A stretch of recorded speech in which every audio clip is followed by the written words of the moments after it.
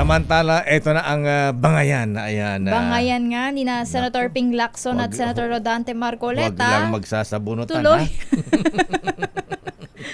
Tuloy pa rin ang detalye sa report ni RH28 Raymond Dadpaas. Lakay Raymond.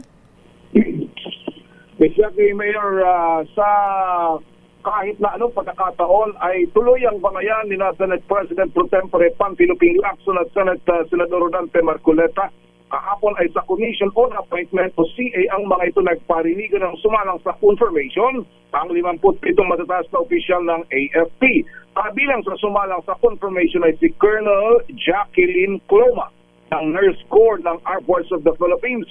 Ang asawa ni Colonel Cloma ay apo sa tuhod ni Tomas Cloma na siyang sinasabing nakatuklas ng okupa at sa kalaunan ay inilipat sa Pilipinas ang pagmamay-ari sa Kalayaan Island Group sa West Philippines noong 1956. Sa confirmation hearing, pinasalamatan ni Lacson ng pamilya Cloma. Hindi tinanggi ni Colonel Cloma na narinig niya sa pamilya ang tungkol sa pagkadiscovery ng kanilang lolo sa KIG. Narito si Senador Ping Lacson. So, is your husband a direct descendant of Tomas Cloma? My husband, sir, happens to be a great-grandson. Great-grandson?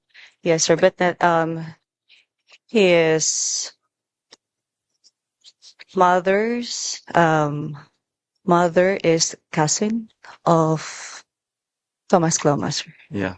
Please extend my regards, and we'd like to thank him for discovering and occupying Yes, and sir. owning and donating to the Philippine government the Kalayaan Island Group. Agad sumunod na nagtanong si Senador Marcoleta at gusto nitong ipitin ang wala namang kinalaman sa KIG na nurse ng AFP na si Colonel Cloma dahil sa pagsasabing hindi totoo na si Tomas Cloma ang nakadiscover sa KIG noong 1956. Sa katunayan ay nagreklamo ang maraming bansa pati ang Pangulo ng Pilipinas ng panahon na yon nang ipinaalam ni Cloma ang kanyang pag-ukupa sa Kalayaan Island Group. Matatandaan na sa naunang hearing din ng Commission on Appointment binanggit ni Marcoleta na i-give up na lang ang KIG na hindi nagustuhan ng mga taga-Kalayaan Island Group. Narito naman si Senador Rodante Marcoleta. Senator Lacson made reference to his being the one who discovered the what?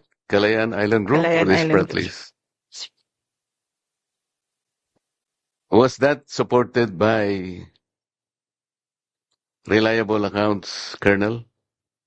Sir, before I will speak, sir, I'd just like to make a disclaimer that my statement will not reflect of my organization. So this will be my personal account, sir, and based on the stories I had from my husband, and I did a little research about it, sir. So I'm not referring, Colonel, to the stories. I'm talking about historical accounts, if they are very viable, that the great ancestor of your husband was the one who discovered the Kalayaan.